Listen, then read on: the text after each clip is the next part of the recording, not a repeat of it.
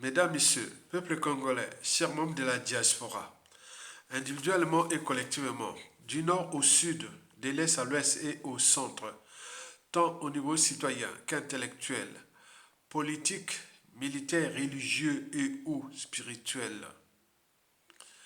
Je vous informe que la mémoire commune ou nationale, qu'elle soit bonne ou mauvaise, il faut toujours avoir dans la tête l'esprit de la transmission intergénérationnelle de cette mémoire. Et pourquoi? Parce qu'un peuple sans mémoire nationale et ou commune à partager, ce peuple-là est en danger. C'est un peuple sans avenir.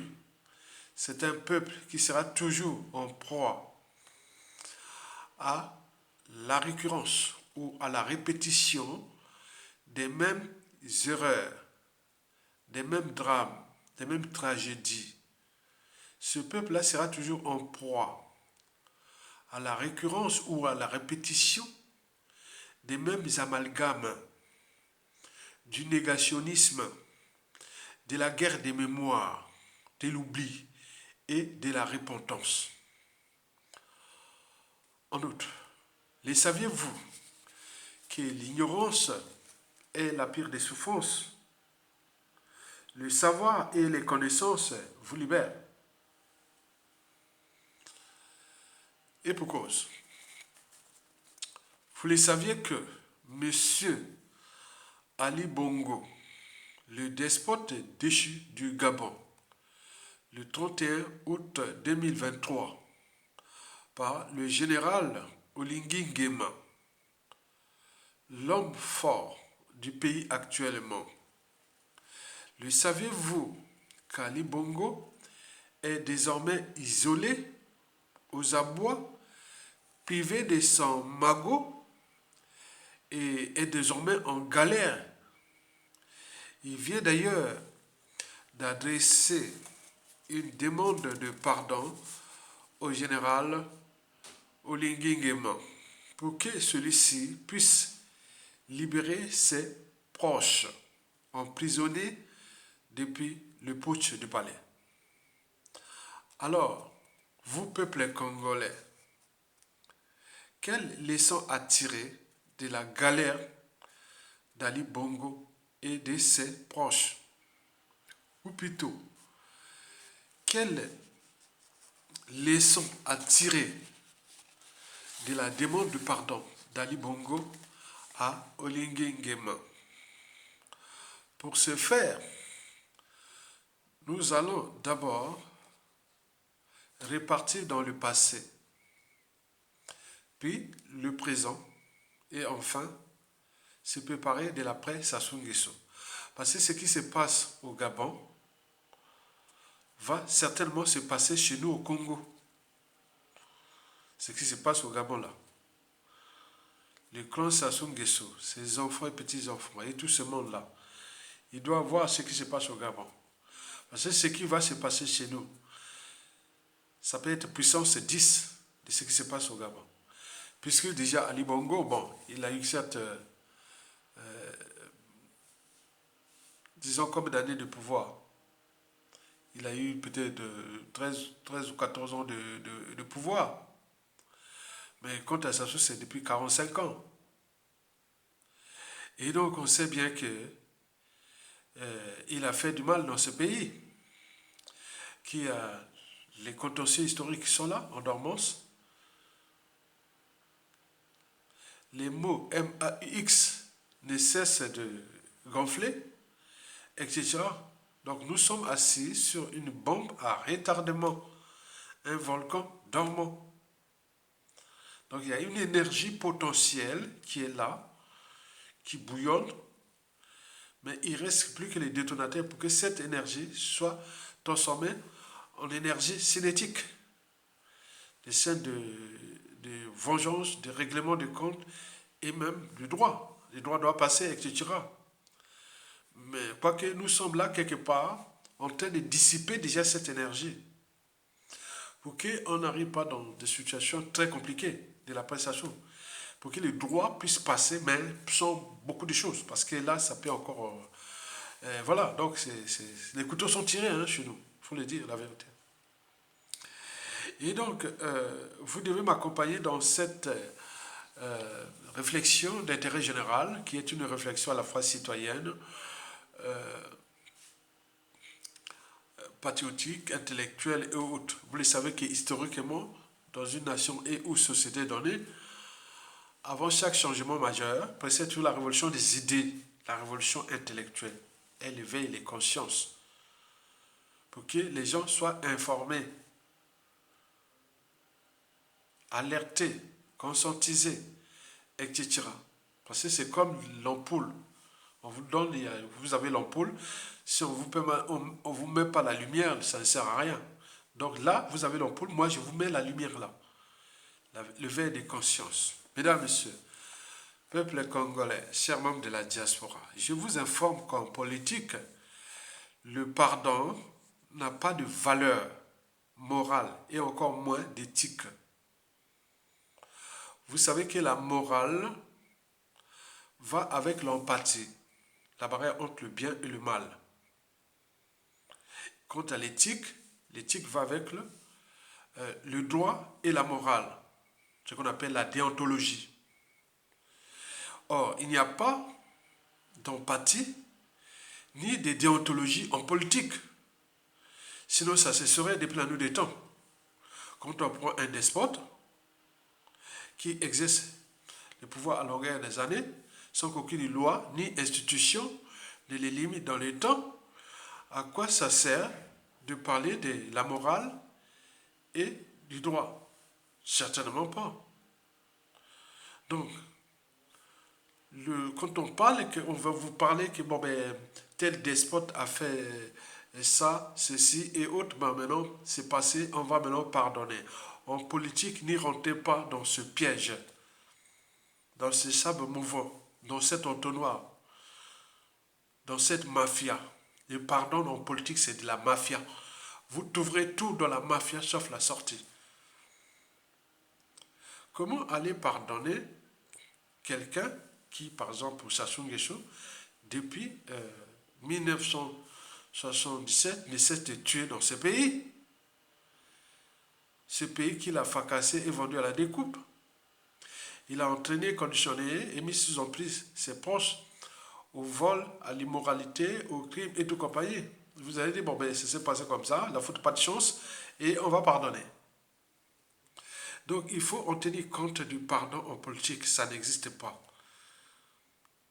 Parce que la politique, il n'y a pas de déontologie. Le cynisme en politique, vous le saviez. C'est pour éliminer ses adversaires, opposants, dissidents, résistants et autres. On le connaît en politique. Comment vous allez parler du droit ou plutôt de la morale en politique? Non, il n'y a pas, n'y pensez même pas.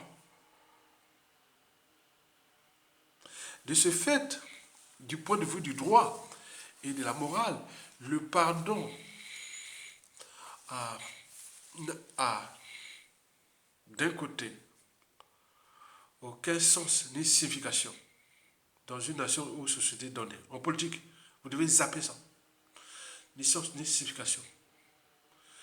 Et de l'autre côté, vous devez toujours se battre pour la responsabilité citoyenne. Nous avions des vertus, nous avons des droits et devoirs. N'y comptez pas sur la morale, ni l'éthique en politique, non. C'est vous, le peuple, le souverain, qui doit appliquer l'éthique et la morale, tout ça.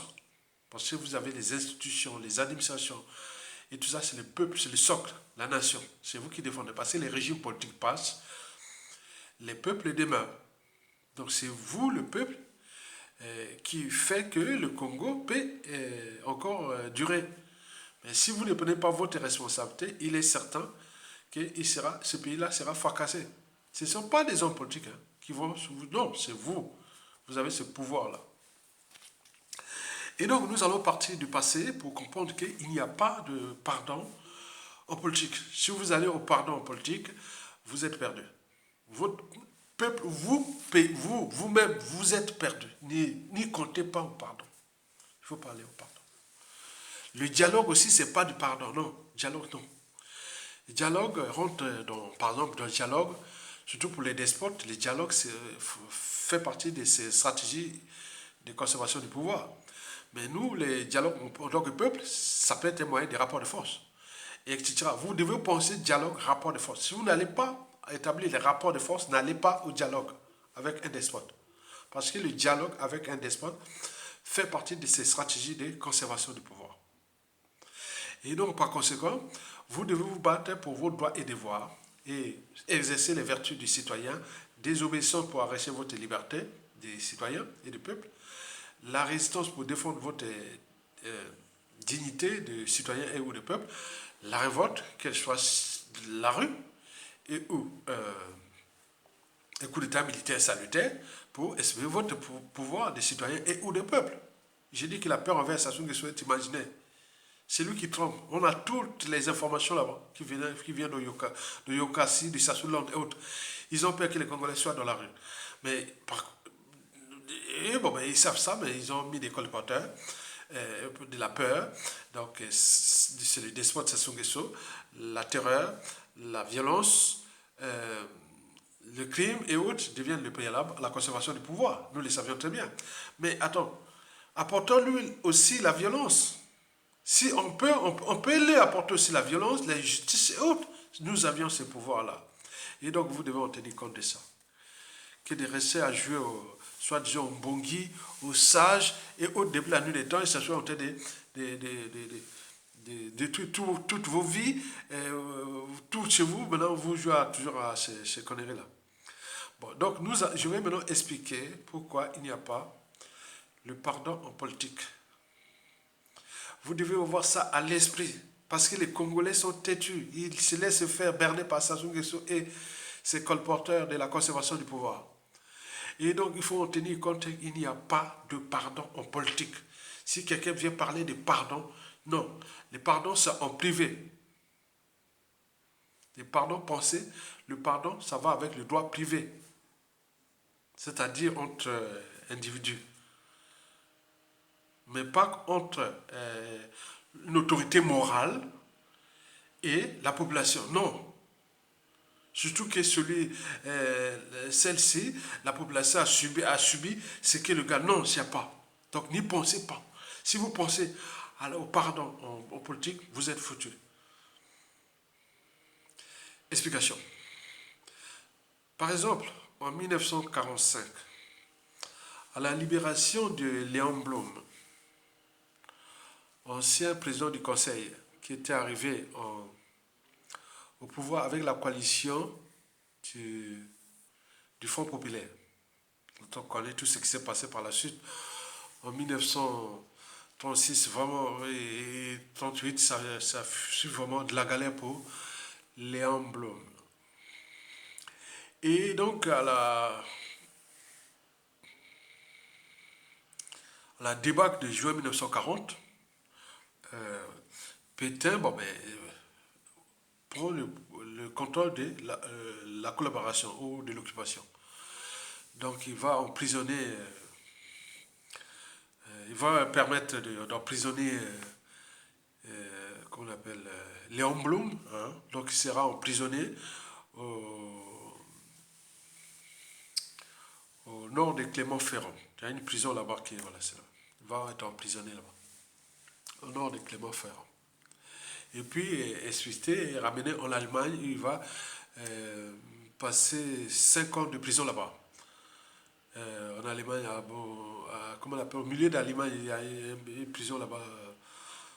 Voilà, donc c'est un camp de concentration qui n'était pas ceux de la Pologne et autres. Voilà. C'était une prison.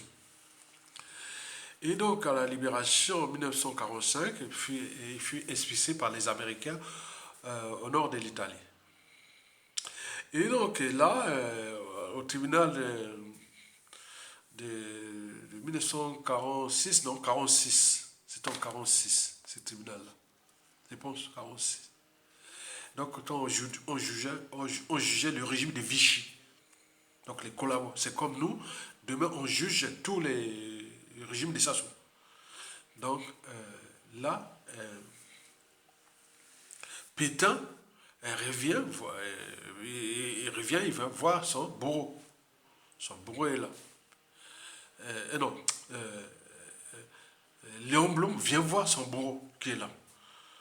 Parce que c'est Pétain qui l'avait envoyé en Allemagne pour être... Voilà, c'est un juif, hein, Léon Blum, c'est un juif. Et donc, voilà, donc il va se passer ce tribunal-là. Mais qui va faire Léon Blum? Il va certainement le pardonner. Il va le pardonner. Mais ce pardon n'avait aucun effet sur la décision de la justice qui était dit là, tu pardonnes entre vous, très bien. Mais il n'y avait pas d'effet sur la condamnation à mort du maréchal Pétain. Mais qui, sa peine, fut transformée en prison à vie par le général de Gaulle. Mais pour les restes, tous les autres furent pendus. Hein. On les avait... ils étaient partis au poteau. Hein. Poum, poum, poum, poum, poum, poum, comme chez nous, là, tous ces jours-là. Poum, poum, poum, poum, poum, poum. Oui, c'est ça. Et donc là, les pardons, vous voyez déjà ça. Pétain, bon, quoi que bon, les pardons de Léon Blum allaient le dédouaner ou le... Non, non, non, non. La justice doit passer. Vous le savez très bien que aucun aucune partie ne peut remplacer le droit. Parce que le droit va avec la raison. La raison, ça va avec la conscience psychologique. Donc, là, on recherche la vérité. C'est par la vérité, par la raison que nous avancions. C'est pas par les émotions. Et pardon, et non, non, non. Entre ceux qui ont fait du mal à l'intérêt général, à la collectivité, à la population, ces gens ne doivent pas les pardonner. Il n'y a pas de pardon. Vous ne pardonnez pas quelqu'un qui vient trahir votre pays. On ne pardonne pas quelqu'un qui vient voler les comptes de l'État. On ne pardonne pas, point, point, point. Donc, ça s'est passé comme ça. Donc, Pétain avait peut-être pardonné, mais la justice, pour la justice, il n'y avait aucun effet. C'est là-bas. Tout pardonner entre vous, mais la justice doit passer. Vous l'avez compris? Très bien. Donc, vous, demain, les gardes de Chachoula, s'ils sont arrêtés, et tout compagnie, d'autres vont pleurer, ils sont peut-être malades, d'autres sont point. On n'a rien à foutre. On n'a rien à foutre. Même les jours-là, il faut qu'ils crèvent là-haut en prison. On n'a rien à foutre. Tous ces jours-là, si on les arrête, il n'y a rien à foutre. Les jours qui meurent là, buvez du champagne. Voilà, c'est tout. Il n'y a pas. C'est comme ça l'autorité de l'État. L'intérêt commun. Vous devez parler de pardon. Quelqu'un qui a fait du mal aux uns aux autres, vous venez parler de pardon. C'est quoi cette affaire? Ça se passe nulle part ailleurs. Pourquoi est-ce que chez nous, en Afrique centrale, c'est les Bantous? N'importe quoi. En 1991, pendant la conférence nationale, au moment où la tribune de la conférence nationale se déchaînait contre Sassou Nguesso, sur son bilan de 1977, de l'assassinat du commandant président Martin Ngouabi jusqu'en 1991. Et donc on s'était défoulé de février au 10 juin. Mais bizarrement, le 10 juin 1991, lavement des mains. C'est pas possible. Le pardon, j'assume. Pour avoir tué Martin Ngouabi, le cardinal Emi Biaïda, le président Massamba Deba, tous ces intellectuels-là, qui les a tués, les cerveaux congolais, tout ça, il dit j'assume, on pardonne. Et les gens étaient là, les photos sont là. Les photos du pardon, les gens étaient aux... bon, certains allaient occuper les postes de fonctions et privilèges de la transition politique. Ils étaient nommés ministres et tout compagnie et autres. Donc voilà, ils étaient aux anges. ne savaient pas que les déluges arrivent. Et d'ailleurs, au temps de Lissouba gagne les présidentielles de 1992. Et là, tous ces trucs-là, on laisse Sassou Nguesso. Ça a été pardonné par la conférence nationale et tout ça, on laisse tranquille. Alors que lui, il n'avait pas oublié. Il n'avait pas oublié. Voilà, il n'avait pas oublié. Ce qui fait que quand il va revenir au pouvoir à travers son coup d'État, sanglant du 5 juin au 15 octobre 1997, un coup d'État soutenu, organisé et managé par la France-Afrique, du groupe pétrolier Total et des intérêts privés français. Donc on va massacrer 30 000 Congolais.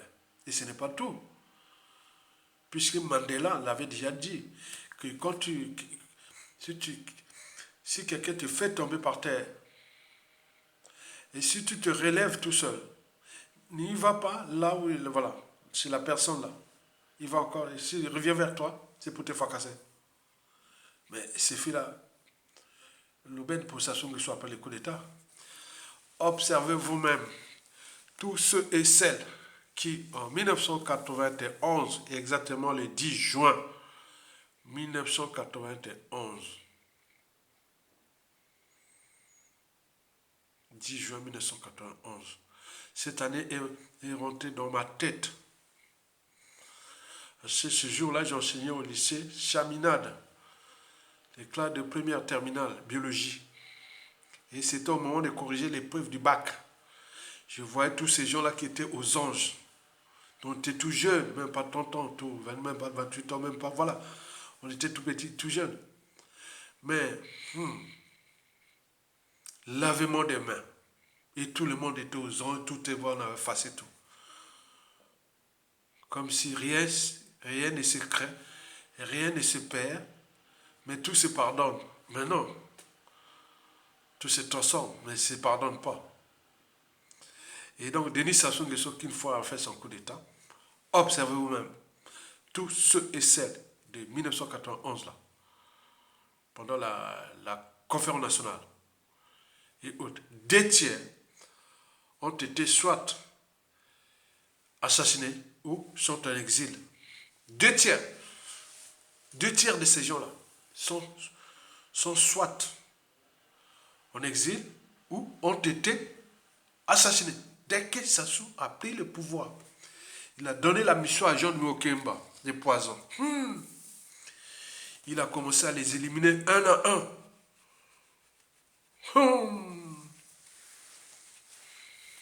Mais voilà, le pardon. Alors, le pardon, à quoi ça sert en politique? Il n'y a pas de pardon. On pardonne sa femme, ses enfants, ses amis, c'est tout entre vous. Mais on ne va pas pardonner à une autorité morale ou non, ça ne sert à rien, tu vas pardonner. Est-ce que lui, il avait dit pardon à la conférence? Est-ce qu'il avait demandé mon avis? Est-ce qu'il avait demandé l'avis des Congolais pour les pardonner? Est-ce qu'il avait demandé l'avis des Congolais en 1991? Non. On a laissé passer le bourreau dans les mailles filaires. Et voilà pour vous l'explication intellectuelle et citoyenne à la fois du pardon. Ne pardonnez pas quelqu'un qui est à la tête d'une organisation, qu'elle soit État, entreprise ou association. Ça ne serait que par le droit. Ce n'est pas par le pardon. Le pardon va avec la morale. Or, dans toute organisation, qu'elle soit État, entreprise ou association, lorsqu'il y a un dysfonctionnement, tout ça, ça serait que par le droit. Ce n'est pas par la morale, ni par le pardon. Non. Donc, vous devez comprendre ça.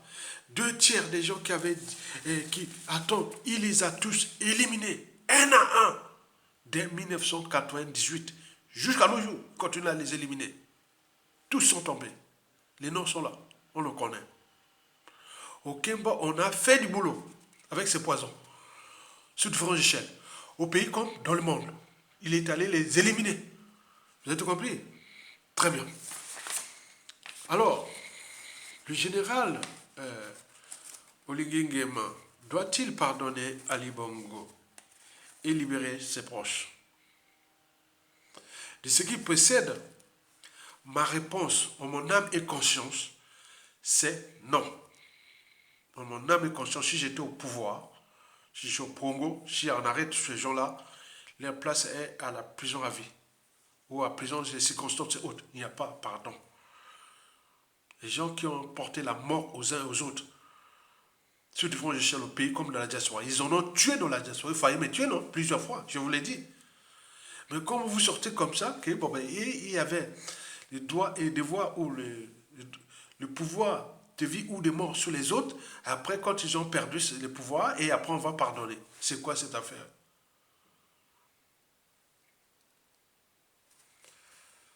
Je, je répète, de ce qui précède, ma réponse est non. Je ne dois pas pardonner. C'est le droit qui doit passer. Le droit quel qu'il soit. Le droit quel qu'il soit.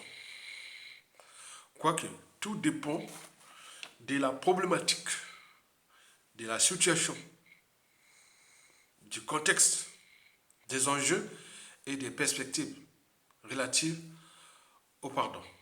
Dans le cas d'Ali Bongo et de devoir libérer ses proches. Explication. D'abord, la problématique. Bon, Ali Bongo demande cette pardon à Oligui Nguema. C'est de la morale. Mais sauf que Ali Bongo oublie quelque part le droit. Sur quel droit Oligui Nguema va-t-il le pardonner et libérer ses proches? Sur quel droit? Là, on est au cœur de l'intérêt général, au cœur des points par points. Les gens qui ont volé, tué des gens et autres, mais par chance pour le peuple, ces personnes furent arrêtées et autres. Mais sur quel droit? Le droit positif ou l'intérêt général? Je dis, Ali Bongo, bon, ben, on te remet ton magot, on te met comme si rien ne s'est passé. Bon, les proches, c'est Sylvia Bongo et tout le monde là, bon, libérez-vous, et bon, c'est bon. Référence de ce qui s'est passé en 1945 ici en France, entre Pétain et Léon Blum, avec la justice française. La justice française n'avait pas obtempéré au pardon de Léon Blum fait à Pétain. Pétain fut condamné. En 1991, on avait pardonné l'avènement des mains. Sassou était revenu, il a fracassé tous ces gens-là. Donc vous allez pardonner. Donc sous quel droit, au moment où l'opinion nationale gabonaise est à plus de 97% pour que ces gens-là crèvent là-bas, il fait ça. Mais pourquoi vous allez encore les libérer? C'est ça. C'est de la jurisprudence. Si vous faites ça, donc il n'y a plus d'État. C'est vous. Vous n'êtes pas un représentant du peuple. Parce que dans le peuple, on ne sait pas qui est qui, comme j'ai dit au Sassou Nguesso, que demain, qui est qui va vous punir et autres. Donc c'est ça.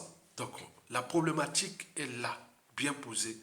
C'est de l'intérêt général et du droit positif et tout compagnie.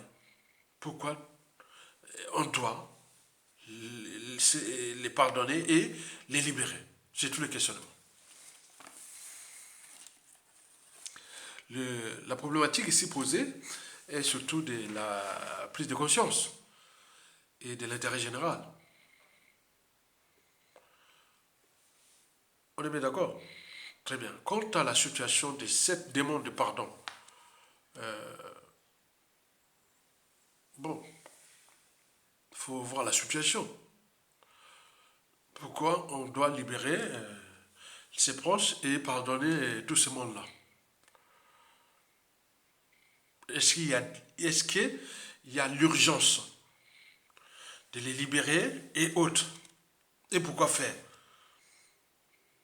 Est-ce que le droit est passé? La situation quoi? Ils sont en danger de mort, ils sont en point, mais eux, ils ont aussi apporté la mort aux uns aux autres. On est bien d'accord? Donc la situation de cette demande n'est pas fondée, hein? Elle est infondée. Les gens qui ont volé les magots des Gabonais, qui en ont vraiment humilié les Gabonais. Ils en faisaient comme ils en voulaient contre les Gabonais et autres. Regardez ce pays, comme ça, qu'ils pillaient, volaient et autres.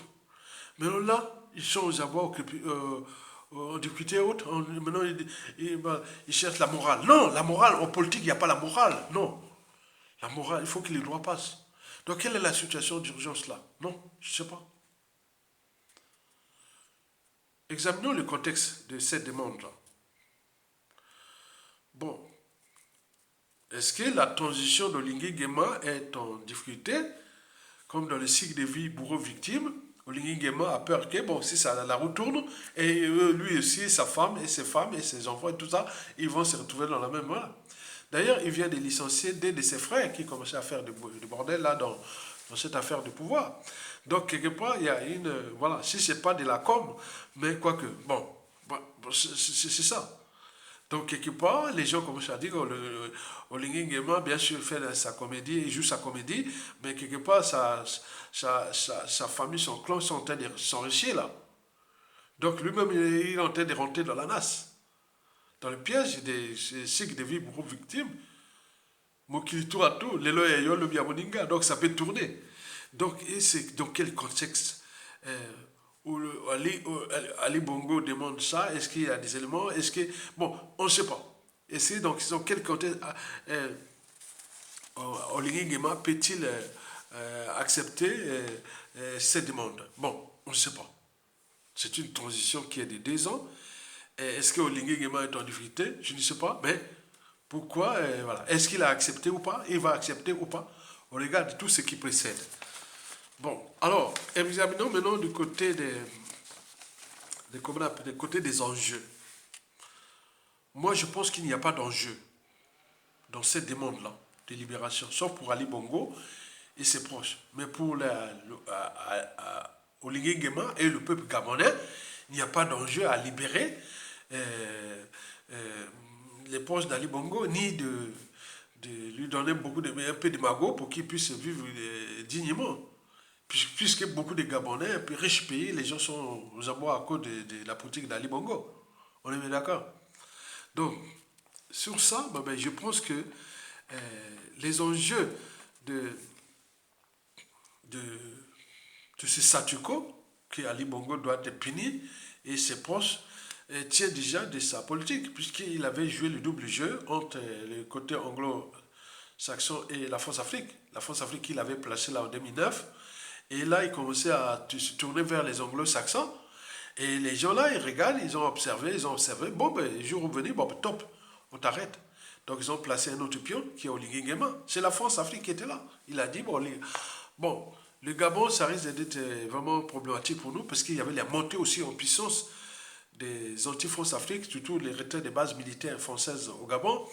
Et beaucoup de choses, la France était déjà en danger avec Ali Bongo au Gabon. Et donc là, ils ont trouvé le nouveau pion qui s'appelle Olingue Nguema. Et donc là, les enjeux, bon, je ne sais pas, la France-Afrique, pour l'instant, ça marche bien avec Olingue Nguema, mais pour qu'elle va, voilà. D'autant plus que la population, elle est pour que ces gens-là crèvent la mort. Donc c'est tout bénéf. Donc il n'y a pas d'enjeu. Quant aux perspectives de cette demande, je pense que tout dépend de 3 points essentiels. Le premier point essentiel sur 3, c'est surtout les déroulements de la transition qui est actuellement, je sais pas, c'était 2 ans de transition, non? Les élections, c'est quand? Les élections présidentielles. Donc il faut voir ça, comment ça va se passer. Déjà, au niveau de la composition sociopolitique du Gabon, Olingue Nguema, ses parents, c'est Fon et Teke. Les Fonds, c'est 32% de la population gabonaise. 32% de la population gabonaise, ce sont des Fonds.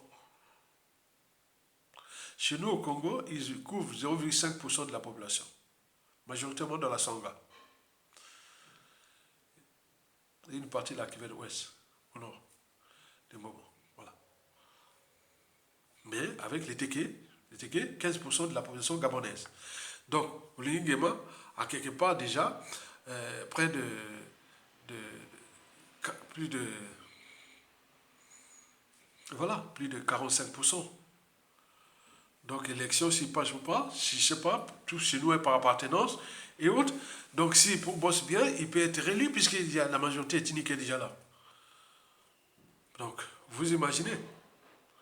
Donc, euh, les déroulements de la transition n'aura certainement pas d'impact sur la élection qui va arriver, puisqu'il a le soutien de la France-Afrique, il a une majorité ethnique, Fon et Teke, et les autres, voilà. Vous imaginez, le deuxième point sur trois, mais surtout, c'est la France-Afrique. Parce que, observez vous-même les tensions qu'il y avait au Gabon avant ce coup d'État-là. Beaucoup, la France-Afrique dégage, la France-Afrique dégage. Maintenant, Oligui Nguema est venu temporiser. On n'en parle plus de base militaire française dégage. Tous les panafricanistes, tous les anti-France Afrique Gabon, parce que le Gabon s'achève là-bas contre la France. Mais là, c'est calmé. Moi, je sais pas, et c'est des stratégies. Et tous ces acteurs-là de la politique se sont tués, même la financé, même un proche de sa tribu, comme on l'appelle, un fond, Ondo, qui avait gagné cette élection, qui a été, voilà, acheté sa conscience, on l'a donné plus d'1 million de dollars. Hein. Et voilà, c'est comme si Mokoko lui donnait 1 million de dollars, qu'on a été venu le voir. Il prend 1 million de dollars et tu nous fous la paix. Mokoko a dit niet. Mais au Gabon, ça s'est passé. Donc vous imaginez ça. Le troisième et dernier point sur toi, bon, ben, c'est surtout la suite à donner au présidentiel qui va arriver.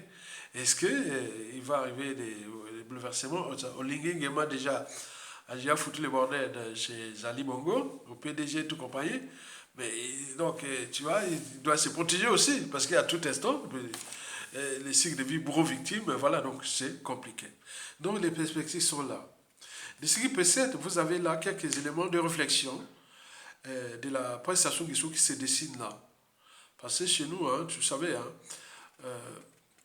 que toute dictature a durée de vie limitée et que le cycle de vie bourreau-victime est réversible et que dans le peuple, on ne sait pas qui est qui. Donc vous devez en tenir compte de ce qui se passe au Gabon, là, où la famille des Ali Bongo et ses proches, qui étaient soit des millionnaires, des milliardaires, voilà, qui sont en galère. Donc ce n'est pas votre argent, c'est l'argent du peuple que vous avez volé. Et donc le peuple règle ses comptes avec vous. Bon, mesdames, messieurs, peuple congolais, avant de terminer, bon, j'aimerais vous rappeler que ça va être la 12e vidéo depuis 2022 et que je vous rappelle que le coup d'état de palais chez nous, au Congo, risque d'être problématique déjà pour les putschistes et aussi les clans. C'est-à-dire, s'il y a coup d'état de palais au Congo, ça risque d'être problématique pour les putschistes et aussi pour les clans. Par conséquent, la prestation de question ne doit pas se passer dans le clan ni chez les Mboshi. Sinon, c'est le bazar. Explication. Vous savez que l'opinion nationale, du nord au sud et de l'est à l'ouest, a déjà vomi le clan Mboshi et les Mboshi. Vous êtes d'accord? On était des bonobos, des voleurs, d'assassins, de tout. Des gens qui n'aiment pas ce pays-là et tout ça depuis 2015, sinon ils auraient déjà pris les responsabilités. Donc, le mal est fait. Oui, et tout ce qui est de leur image, tout ça est déjà consommé, qui ne sont pas des gens qui aiment ce pays. Or, avant l'arrivée de Sassou Nguesso, imaginez-vous les Mboshi. Les Mboshi, les Jacques Pango et de tout ce monde-là, c'était bien. Donc, ça peut être c'est une situation accidentelle, mais elle va durer longtemps. Elle va durer longtemps. Parce que quand c'est rentré dans la tête des transmissions, ça va loin. Les Mboshi sont aujourd'hui comme une tribu ennemie de l'intérêt général, ennemie de l'unité nationale, ennemie des points. Alors que c'est qu'un seul individu qui est là, mais ils n'ont pas pris les responsabilités de la citoyenneté comme ce s'est passé ailleurs. On désigne un gars qui nuit gravement au but de la condition humaine, sociale et existentielle de tout le monde. Ils n'ont cessé d'assassiner. Même moi, la diaspora, tout, on pourrait dire ça. Donc, je vous parle de l'après Sassou Nguesso. S'il y a coup d'état de palais, il est dans 99% des cas, ça va être de la merde pour ce monsieur-là. Sauf si et seulement si, il prend le pouvoir, il trahit le clan. Il doit trahir gravement le clan. Les Mboshi. Trahir le clan, c'est qu'il doit payer comme ils ont fait au mal et tout ça. Mais qui va faire ça? Foutre ces gens-là en prison, d'autres tout ce qui va passer, comme si... Voilà. Est-ce que celui-là va prendre ça? Donc celui qui veut prendre le pouvoir dans le palais, il sera obligé de trahir les clans. Il sera obligé de trahir le clan. S'il ne trahit pas le clan, il n'y va pas loin, puisque le clan est déjà divisé. Deux, il y a les dérèglements politiques et militaires dans le nord et dans la Kivette. La Kivette, là, il y a des gens au creux de leur lit, quand ils se rasent le matin, ils disent, attends, il n'y a pas que les Mboshi là. Hein. Le nord, là-bas, pareil. Sans oublier les officiers, que ces militaires de la Kivette ou du nord, ou d'autres réseaux, travaillent avec soit la France-Afrique, soit avec plein de trucs comme ça. Le pouvoir dans le clan Sassou Nguesso, si à coup d'état de palais, le gars ne va pas aller loin, parce qu'il doit trahir le clan. Et à ce moment-là, lui-même il sera en difficulté. C'est le fait de trahir le clan, mais il faut que tu rejoignes le peuple pour obtempérer aux injonctions du peuple tenant à appliquer la justice, c'est-à-dire confiscation des biens mal acquis, envoi en prison de ces gens-là, et tout ce qui s'est déjà dit dans toutes les vidéos. Donc on va là, la justice doit passer. Mais celui-là n'aura pas de couilles, excusez-moi, n'aura pas de la volonté ni le pouvoir de trahir les clans parce qu'ils sont enracinés entre eux. Donc il ne va pas aller loin. C'est quelqu'un qui a fait un coup d'État, un autre coup d'État et autre. Et on les capte et c'est fini. Donc, par conséquent, la presse Sassou Nguesso ne doit que passer hors Mboshi. Que ce soit dans la Kivette ou dans le nord ou dans le sud, c'est hors Mboshi. Ce n'est pas le même cas au Gabon qu'on avait trouvé 15% des Téké et qu'on a trouvé un métis Téké des Bongo, plus la majorité font. C'est comme si chez nous, on allait trouver un Mboshi avec la majorité Vili ou un métis Vili. Mboshi, Vili ou Mboshi, Lari, les tribus majoritaires hein, au Congo. C'est-à-dire, il y a Vili, première tribu, Lari, et après les Vili, et après les Kouni. On va trouver un métis entre Mboshi et Lari, ou Mboshi, Kouni, ou Mboshi, Vili pour... Non, ça ne va pas aller. Ça ne va pas aller parce qu'il y a trop de mal. Donc, Mboshi doit comprendre que si on veut parler de l'avenir des Mboshi, ils doivent chasser Sassou Nguesso, c'est déjà le préalable, et laisser ce pouvoir-là à la volonté générale, qui n'est autre que la volonté du peuple. Ce sont ces gens de la Kivette, du nord, du sud, de l'est à l'ouest, qui vont gérer ça de manière un peu du droit. Et on doit payer ce qu'on a fait du mal aux uns aux autres. On ne doit pas se cacher que, voilà, comme ce proche de Sassou Nguesso en 2016, qui avait dit Sassou Nguesso laisse le pouvoir à Mokoko, et comme ça, il va nous gérer les meurtres et tout ça. Sassou avait dit non, niet. Si je laisse le pouvoir à lui là, ah non, non, non, je suis un homme mort. Parce que je sais bien qu'il a la raison de passer. Ben oui. Donc vous imaginez. Donc vous devez en tenir compte que la succession dans le clan n'y va pas aller loin. Parce qu'il y a le clan divisé. Parmi ce clan, il y a des patriotes mbochiens. Hein. Je vous rappelle qu'il y a Ike Sassou Nguesso qui a trahi tout ce monde-là. Et le peuple congolais. Dans les Mboshi là-bas, voilà. Mais comme l'image des Mboshi est souillée et tout ça, ils ont beaucoup de biens mal acquis et tout ça.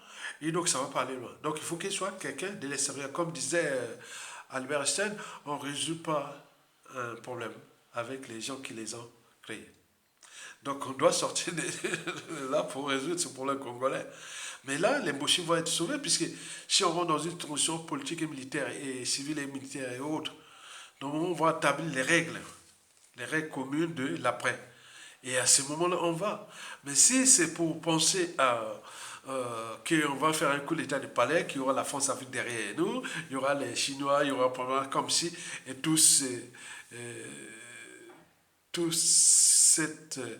ces instances de gouvernance globale, que ce soit la France-Afrique, la Chine et tout compagnie, la Russie, les Américains et tout compagnie, en fonction de leurs rapports de force, et les Congolais n'ont plus les Congolais ne sont plus rien, ce serait contre Sassou Nguesso son clan et ces gens-là, non, certainement pas, vous vous trompez. vous trompez passer dans le peuple, on ne sait pas qui est qui. Donc, je suis en train de clarifier un peu le débat de la presse Sassou Nguesso. Ça ne doit pas se passer dans le clan. Si ça se passe dans le clan, c'est bon. Ça ne va pas aller loin. Déjà, la cuvette, oui, la cuvette, voilà. Il y a des gens, moi, je suis bien informé. Il y a des gens, non, on ne peut plus. Sinon, si ça va, ça soit eu le temps de construire son réseau, et l'autre, il va faire son cours, entrer au palais, il va appeler qui? Les gens viendront, vont les poser les dépôts de la transition et l'élection et tout ça. Mais s'il ne passe pas, bon, il va être débraillé. Donc la presse Sassou Nguesso ne va que passer au clan Mboshi. Il n'y a pas de souci. Si ça ne passe pas, on va retarder ça, mais ils vont pas aller loin. Ok? Très bien. Pour terminer, je vous appelle à plus de vigilance, à plus de prise de conscience, à plus de la raison au-dessus des émotions et de l'appartenance, à plus de courage, à plus de solidarité envers ceux et celles qui prennent les risques pour vous informer, mobiliser, conscientiser et autres. Et préparer chacun avec ses réseaux qui sont là. Et devenir des experts, chacun de son domaine. Si vous avez un domaine vraiment précis, que ce soit le social, que ce soit voilà, tout le social, que ce soit la politique, que ce soit l'économie, les finances et tout comme vous constituez vos réseaux d'experts. Et vous aurez, dès que ça se chute, on a besoin des gens vite fait. C'est pas, on ne veut plus du tâtonnement. Il n'y a pas de tâtonnement. Puisque le fait de route se rend là, les cabinets, les nominations, tout ça va aller très vite. Puisqu'on a déjà des gens qui se préparent. Préparez-vous chacun dans son domaine d'intervention. Et vous venez là, ça va aller très vite. Parce que le pays est à nous, il sera libéré. Mais quant à ce qui se passe au Gabon, bon, on va suivre cette affaire-là parce que ça nous éveille les consciences de la situation de Bongo et ses proches qui sont en galère et tout ça, les Sylvia Bongo et tout ça, voilà. Donc, vous imaginez que les gens sont venus vraiment s'emmerder, piner les uns et les autres, humilier les uns et les autres, voler, tuer et autres. Maintenant, après, ils demandent pardon. Mais pardon quoi? Donc, il n'y aura pas de pardon au Congo. Ni de dialogue sans rapport de force. Vous avez tout compris. Likez, partagez et surtout, cliquez en bas pour soutenir la résistance. Je compte sur vous, les vrais fans. Merci beaucoup.